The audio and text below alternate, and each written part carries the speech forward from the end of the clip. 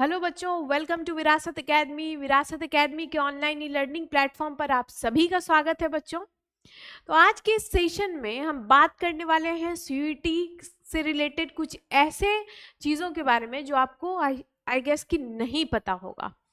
इतना तो आप जानते होंगे जो बेसिक स्ट्रक्चर है कि एग्जाम कैसे होता है, एग्जाम का पैटर्न क्या है, क्वेश्चंस कितने आते हैं। ये बहुत बेसिक चीजें हैं जो सारे स्टूडेंट्स को पता होते हैं, और अगर नहीं पता है तो उसको रिगार्डिंग मैंने वीडियो डिटेल में बनाई है कि क्या एग्जाम है, कितने क्वेश्चंस आते हैं एंड एवरीथिंग।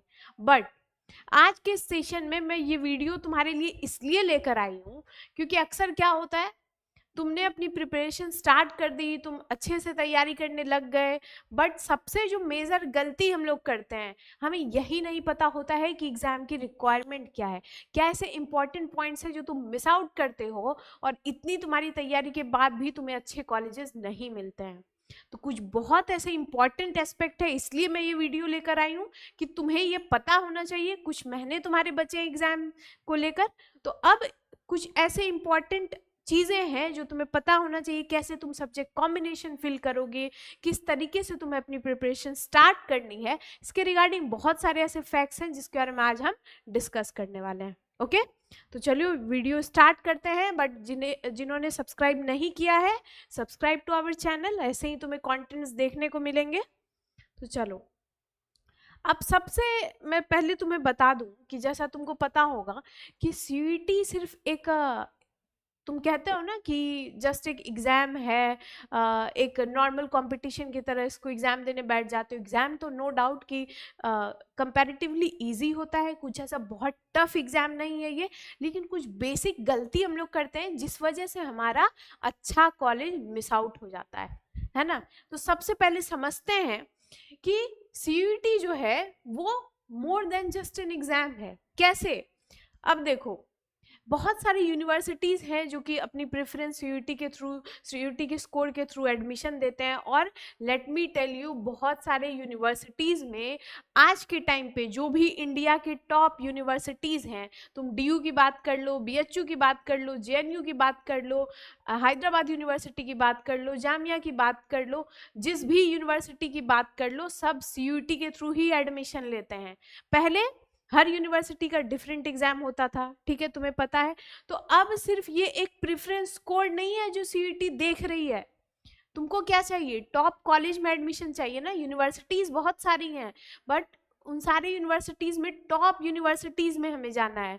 तो उसके लिए हर यूनिवर्सिटीज़ के हिसाब से कुछ ऐसे सब्जेक्ट कॉम्बिनेशन होते हैं, कुछ स्कोर्स होते हैं जो कि हमें पता होना बहुत इंपॉर्टेंट है अगर तुम इस एग्ज़ाम के लिए 2026 में बैठने वाले हो। ओके, तो देखो, a weak score may push you into courses, colleges that don't align with your career goals. अब क्या होता है, तुम्हें ऐसा लगेगा कि अरे हमारा पूरा साल बर्बाद हो जाएगा, जो भी हमें कॉलेज मिल रहा है वो ले लेते हैं, जो भी कोर्स है उसको हम परस्यू कर लेते हैं। बट इन लार्जर रन तुम कौन सी सब्जेक्ट से अपने ग्रेजुएशन को कर रहे हो, स्टार्ट करने वाले हो, ये बहुत इंपॉर्टेंट है तुम्हारे फ्यूचर करियर के लिए। तो यही कुछ गलती है जो हम जल्दबाजी में रश आउट होके करते हैं, और बाद में हम क्या करते हैं, लॉन्गर रन में इसमें हमें बहुत पछताना पड़ता है। ओके, तो अब देखो, some universities consider CUET performance for hostel allocation, ठीक है, ऑनर्स प्रोग्राम्स एंड इंटर्नशिप। बहुत सारे ऐसे यूनिवर्सिटीज़ हैं जो कि बहुत सारे क्या, मोस्टली जो टॉप यूनिवर्सिटीज़ हैं बच्चों, तुम्हें वहाँ पे हॉस्टल अलॉटमेंट, जो एक्स्ट्रा फैसिलिटीज़ होती है, कुछ जैसे अब बीएचयू हो गया, तो बीएचयू बनारस हिंदू यूनिवर्सिटी में तुम्हें सीयूटी के स्कोर्स के बेसिस पे जो है मेन कैंपस होता है, और एक होता है affiliated colleges. Okay, main campus में बहुत लिमिटेड अमाउंट ऑफ सीट्स होते हैं, फिर कुछ एफिलिएटेड कॉलेजेस होते हैं, कुछ वुमेन कॉलेज हैं। अब हमें क्या होता है कि हम सोचते हैं अरे कॉलेज तो मिल रहा है, ले लेते हैं, बट बहुत सारे ऐसे फैसिलिटीज है तुम मिस आउट कर जाओगे, जो तुम एडवांटेज का पूरा इस्तेमाल कर सकते थे वो मिस आउट हो जाएगा तुम्हारी कुछ गलतियों की वजह से, है ना। तो इसलिए ये सिर्फ एक एग्जाम नहीं है, बल्कि ये पैरामीटर सेट करेगा तुम्हारे फ्यूचर के लिए। ओके, नाउ अब जो दूसरी इंपॉर्टेंट बात है जो हमें ध्यान में रखनी है, अब देखो, सबसे इंपॉर्टेंट चीज है, हम सोचते हैं क्या कि अरे इजी एग्जाम है, हो जाएगा क्वालिफाई, लास्ट के 1-2 महीने पढ़ेंगे और हमारा एग्जाम हो जाएगा। ऐसे में क्या होगा, ना ही तुम्हें डिजायर्ड सब्जेक्ट्स मिलेगी, क्योंकि रैंक के हिसाब से भी तुम्हें सब्जेक्ट कॉम्बिनेशन मिलता है। जिस हिसाब से तुम्हारे रैंक होंगे उसी हिसाब से सब्जेक्ट एलोकेट होगा। अगर अपनी पसंद के सब्जेक्ट चूज करना चाहते हो, ऐसे सब्जेक्ट जिसमें फ्यूचर में स्कोप है, एक अच्छा करियर है, तो बहुत इंपॉर्टेंट है कि तुम्हारे मार्क्स इसमें अच्छे आने चाहिए। क्यों? एग्जाम तो चलो तुम अपने सब्जेक्ट के हिसाब से सोचते हो कि इजी है, बट कंपटीशन कितना टफ है। देखो 20+ लाख स्टूडेंट्स थे जो 2025 के सीयूईटी एग्जाम में अपीयर हुए थे, more than 20 lakh plus students. तुम एक आइडिया लगा सकते हो कि कितना कंपटीशन है। सबने रजिस्ट्रेशन किया था, one of the largest entrance exam इसको इंडिया का कह सकते हैं हम। टॉप यूनिवर्सिटीज जो होती है उनका बहुत ही हाई कट ऑफ जाता है। यही मैं तुम्हें समझा रही थी कि जो भी टॉप यूनिवर्सिटीज हैं, DU, BHU, JNU, AMU, इन सारे यूनिवर्सिटीज का कट ऑफ बहुत ही हाई जाता है। मतलब तुम सोचो 0.5 के डिफरेंस से भी तुम्हें तुम्हारा फेवरेट सब्जेक्ट कॉम्बिनेशन नहीं मिल पाएगा, कॉलेज नहीं मिल पाएगा, तो कितना टफ कंपटीशन है, क्योंकि बच्चे बहुत ज़्यादा हैं। अब जैसे वही मैंने कहा, DU, BHU, JNU, Allahabad university, Hyderabad university, इन सारे जगह पे बहुत ही कम्पिटेटिव माहौल है। तो हमको किस हिसाब से प्रिपरेशन स्टार्ट करनी है, इसको लाइटली नहीं लेना है, ये समझने की बहुत ज़रूरत है। और मैं तुम्हें यहाँ डरा नहीं रही हूँ ये बता के कि एग्ज़ाम क्या है, इतना टफ है। I am not talking about that, but कुछ इंपॉर्टेंट फैक्ट्स है जो हमें पता होना चाहिए एग्जाम के रिगार्डिंग, कि एग्जाम आपका बहुत ही कम्पिटेटिव है, उस हिसाब से आपको अभी से प्रिपरेशन स्टार्ट करनी होगी, और सिर्फ प्रिपरेशन नहीं, एक स्मार्ट स्ट्रेटजी के साथ। अब देखो बहुत कुछ ऐसे पॉपुलर कोर्सेज होते हैं, ठीक है। अब DU में कुछ ऐसे पॉपुलर कोर्सेज हैं। अब DU के अगर तुम कॉमर्स वाले सेक्शन में चले जाओ तो कुछ ही कॉलेजेस हैं। अब बच्चे क्या होते हैं कि हर बच्चों का एडमिशन लेने का क्राइटेरिया डिफरेंट होता है। तुम्हारा क्राइटेरिया हो सकता है किसी को कि उसको अपना प्रेफरेंस सब्जेक्ट चाहिए, उसको इंटरेस्ट है। किसी का क्राइटेरिया हो सकता है कि कौन से कोर्सेज में अच्छे प्लेसमेंट्स होते हैं, क्योंकि उनको जॉब चाहिए होती है, वो आगे मास्टर्स नहीं करना चाहते हैं, वो चाहते हैं बैचलर्स के बाद उन्हें प्लेसमेंट लग जाए। तो ऐसे बहुत सारे क्राइटेरियाज हैं जिस बेसिस पे तुम्हें कॉलेज चाहिए। अब उस क्राइटेरिया के बेसिस पे भी तुम्हारा सिलेक्शन होगा। अब कैसे, देखो जैसे BA ऑनर्स इकोनॉमिक्स है, या फिर BCom ऑनर्स है, या BSc है, या कंप्यूटर साइंस है, इंग्लिश ऑनर्स है, इनका कट ऑफ 98 से 100 परसेंटाइल तक जाता है। 98 से 100 परसेंटाइल तक, ठीक है, जो कुछ पॉपुलर कोर्सेज हैं। Even a different of 0.25 percentile, यही मैं तुम्हें अभी जस्ट बताया था कि तुम्हारा कुछ पॉइंट का डिफरेंस भी तुम्हारे फेवरेट कॉलेज और तुम्हारा जो सब्जेक्ट कॉम्बिनेशन है उससे तुम्हें दूर कर सकता है। डिपेंड करता है सीट कितनी है और एप्लीकेंट रेशियो कितना है। अब देखो CUET offers 2 lakh seats across participating universities, but when compared with 20+ lakh applicants, the selection ratio becomes less than 1 in 10 for top institutions. Just imagine 1 in 10. तो अगर तुम देखो 20 लाख तो तुम्हें रजिस्ट्रेशन दिख रही है, बट सीट्स कितने मिल रहे हैं हमें। जस्ट सी हियर कि जो सिलेक्शन रेशियो है वो लेस देन 1 in 10 है for top institutions like DU, BHU, JNU. Okay, now this makes smart preparation and subject strategy even more important. अब इससे तुम्हें ये तो आइडिया लगा होगा कि जो कुछ पॉपुलर कोर्सेज की डिमांड है, कुछ ऐसे सब्जेक्ट्स हैं, ऐसे टॉप यूनिवर्सिटीज है, उसमें तुम्हें एडमिशन लेने के लिए बहुत सारे फैक्ट्स को कंसिडर करना होगा। ओके, नाउ अब देखो, अब नॉर्मलाइजेशन गेम क्या है। बहुत सारे स्टूडेंट्स हैं, ठीक है, जिनकी बार बार क्वेरी रहती है कि नॉर्मलाइजेशन क्या होता है, नॉर्मलाइजेशन मार्क्स कैसे उसके बेसिस पे हमें, बहुत कोई बोलते हैं ये अनफेयर है, किसी को कम आया था उसको एडमिशन मिल गया, किसी ने अच्छे स्कोर किए थे बाद में उसका मार्क्स कम आ गया। तो क्या है नॉर्मलाइजेशन, लेट्स अंडरस्टैंड। तो देखो, जो तुम्हारा फाइनल स्कोर है वो तुम्हारा रॉ मार्क्स के इक्वल नहीं है, ठीक है। जो तुम्हें मार्क्स आए हैं तुम सोचते हो यही मेरा फाइनल स्कोर है, रिजल्ट में भी मेरे यही स्कोर आने चाहिए, but let me tell you ऐसा नहीं होता है। क्यों? क्योंकि the marks you score in exam are called raw marks, ठीक है। जो तुम मार्क्स एग्जाम में स्कोर कर रहे हो, जो तुम अपने आंसर सीट से, आंसर की से मिलाते हो और तुमको लगता है वही फाइनल स्कोर कार्ड में आएगा, ऐसा नहीं होता है बच्चों।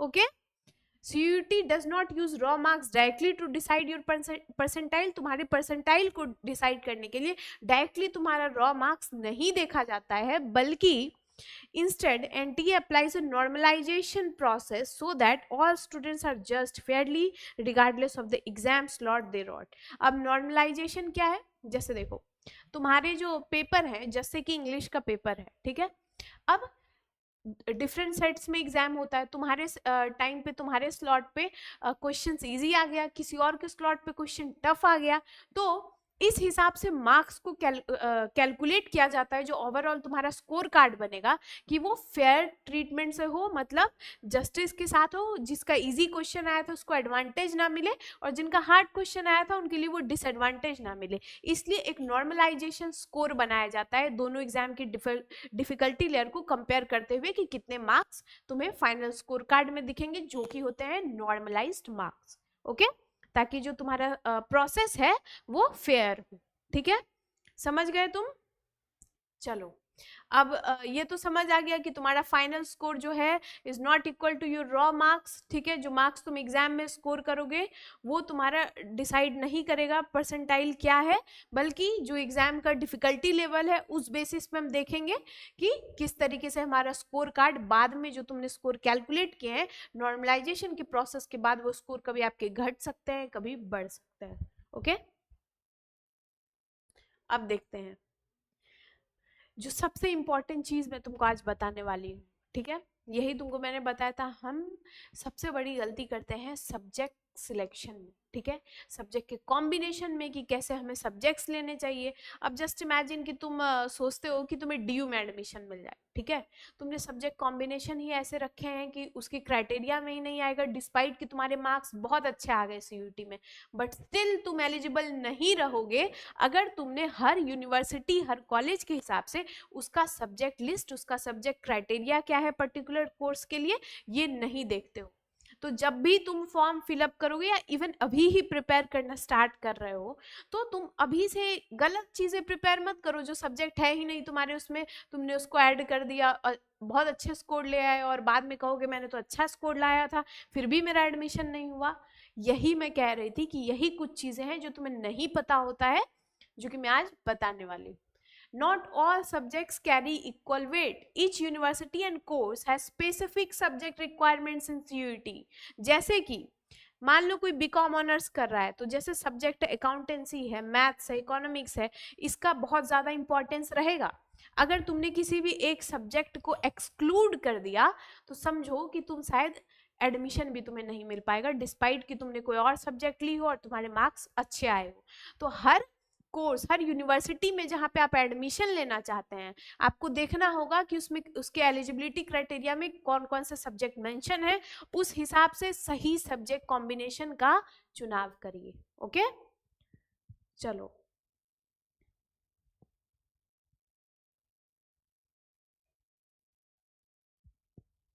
ठीक है, तो वेट अ बिट।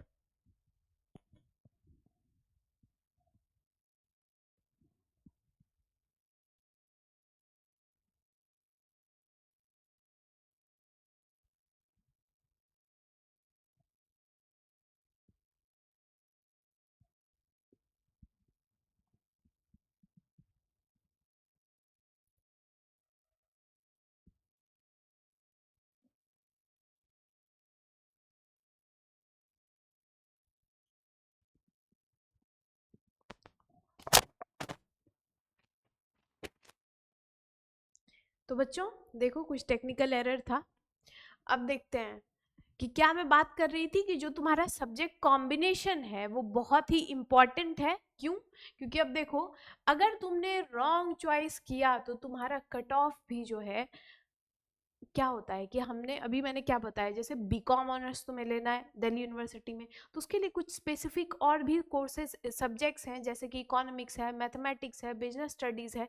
तो तुम्हें ध्यान रखना है, पर्टिकुलर तुम चेक करोगे जब भी तुम अप्लाई करते हो, उससे पहले जाके जो यूनिवर्सिटीज़ तुम्हारे प्रेफरेंस लिस्ट में होता है, तुम देखो जो तुम्हें चाहिए सब्जेक्ट, ठीक है, कौन कौन से उसके एलिजिबल हैं सब्जेक्ट्स कॉम्बिनेशन जो तुम्हें फिल करने हैं, ठीक है। ये बहुत इंपॉर्टेंट है। Students often pick subjects they find easy instead of what their targeted course demands, ठीक है। जैसे if you want DU economics honours but you didn't take mathematics, you are automatically ineligible no matter how high your CUT score is, okay.